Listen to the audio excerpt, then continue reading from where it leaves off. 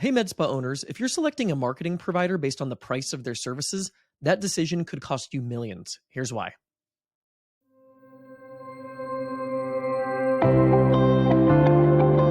Okay, so I've got our master ROI calculator up here to help us understand and illustrate what it is I'm talking about today.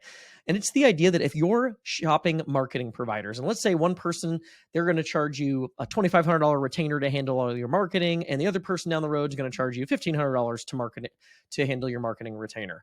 Well, if you're making an apples to apples comparison, you're probably making a giant mistake. The real question you should be asking yourself is, who do I think is going to produce a better result?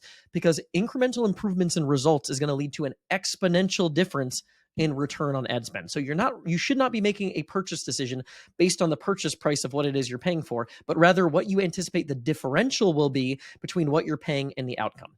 And I wanted to put that into a real life example and illustration here. So let's say with marketing provider A, let's say you're spending $3,000 a month on your ad spend, and you're getting 150 leads, and your cost per lead is $20. And then you convert 11% of your leads into booked appointments. That would mean, and we're going to leave all the other stats equal. We're just going to change the number of leads and the conversion rate, those two stats for illustration purposes.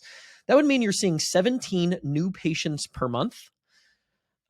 And that $3,000 initial investment, that first month, you're seeing $7,400 back. If average initial visit revenue is $450, just leave that alone. We're going to play with just those other two numbers.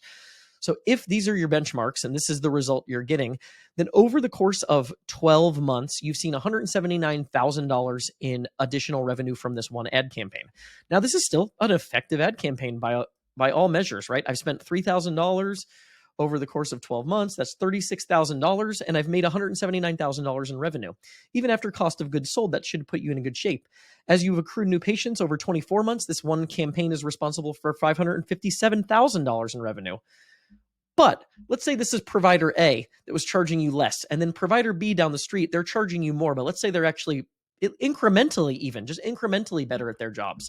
And let's say for that same $3,000, they can get you 200 leads. And that your conversion rate can go from 11 to 16% up because they can help you implement better systems to follow up and convert leads. Well, now instead of seeing 17 patients that first month and every month, you're seeing 32 new patients. You've almost doubled the number of patients coming into your doors every single month from the incremental improvements for performance. So this campaign B example has created $348,000 in revenue in 12 months and $1.1 million almost over 24 months. So you're leaving $500,000 in revenue on the table by making a decision to choose provider A that might be cheaper, right? So if you decided to do this over 24 months, and let's say it's $1,000 cheaper to hire marketing company A, so you've saved $24,000 in the initial investment. You've saved $24,000 at the expense of $500,000 in revenue. So when I tell people, I know it sounds like a sales tactic, you really shouldn't be choosing your marketing provider based on how much their service retainer is, but rather what you believe the differential in results will be from one provider to the other. And I hope that illustration sheds some light on how to make those decisions, how to make better decisions with who you're hiring, and how you're managing things in terms of implementing marketing program for your practice.